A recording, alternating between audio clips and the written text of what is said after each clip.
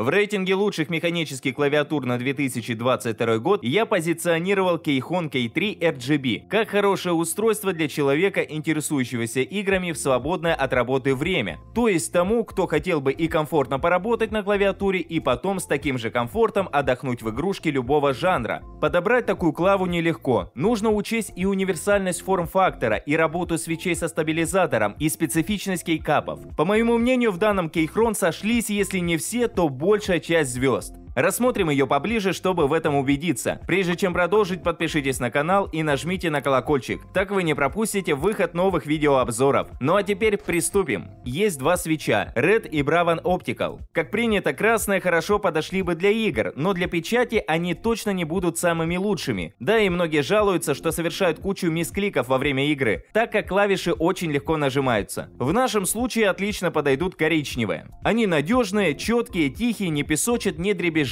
Стабилизаторы, кстати, тоже. А что еще надо? Общий уровень шума некоторые владельцы оценивают чуть ли не как у мембранки. Насчет этого можно поспорить, но, возможно, такие чудеса творит шумоизоляция. Эти свечи отлично подойдут и для набора полотен текста, и для игр разного жанра. Внешний вид и комплектация. Представим, что перед нами лежит коробка с этой клавиатурой. Открывая ее, берем в руки само устройство. Первое ощущение – компактное, минималистичное, крепкое. Формат клавиатуры 75%. Корпус сделан из алюминия, внутри есть металлическая пластина для лучшей прочности. Снизу видим прорезиненные двухуровневые ножки и кабель менеджмент. Сам провод в оплетке и подсоединяется по Type-C разъему. Подключив к системному блоку, можно посмотреть на возможности подсветки. Производитель предусмотрел RGB светодиоды, которые ярко освещают колпачки. Можно настроить цвет и режим под свое настроение, будь оно дерзким или спокойным. Сами же кейкапы лоу-профильные, сделаны из шероховатого на ощупь ABC пластика. Сверху качественно нанесен принт с кириллицей, который с годами не сотрется, но скорее всего начнет блестеть. Однако кириллица все же подсвечивается не очень хорошо. В темноте это будет заметно. На передней грани разместились две кнопки, одна из которых отвечает за переключение между операционными системами macOS и Windows. Для iOS в комплекте предусмотрели отдельные колпачки. Не обошлось и без пулеров для снятия кейкапов и свечей. В общем, на комплектации экономить не стали. Функциональные возможности.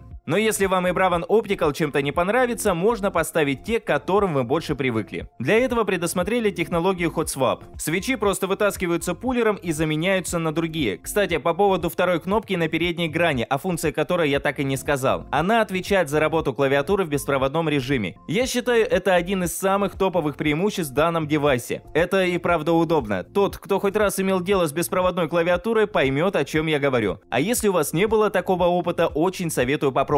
С ней можно и вводить текст без лишних тормозов, и играть в любые игры без страха, что какая-то клавиша не сработает или сработает поздно. Батарея держит заряд 34 часа, а за подключение отвечает современный Bluetooth 5.1. Подведем итоги. По моему мнению, Keyhron K3 RGB подойдет тем людям, кому нужен девайс и для работы, и для игр. Надеюсь, в данном обзоре я смог объяснить почему. Покупая эту клавиатуру, можно забыть о неудобствах, которые доставляют полноразмерные девайсы своими габаритами, и не переживать по поводу надежности и тишины работы. Можно вообще ни о чем не переживать, вам просто стоит попробовать этот девайс. На этом мой обзор завершен. Подписывайтесь на канал, ставьте большие пальцы вверх, а также не забывайте включить уведомления, чтобы первыми узнавать о новых рейтингах и обзорах техники. Стоимость моделей можете посмотреть по ссылкам, оставленным в описании. А с вами была команда канала Техревизор. До встречи в новых видео.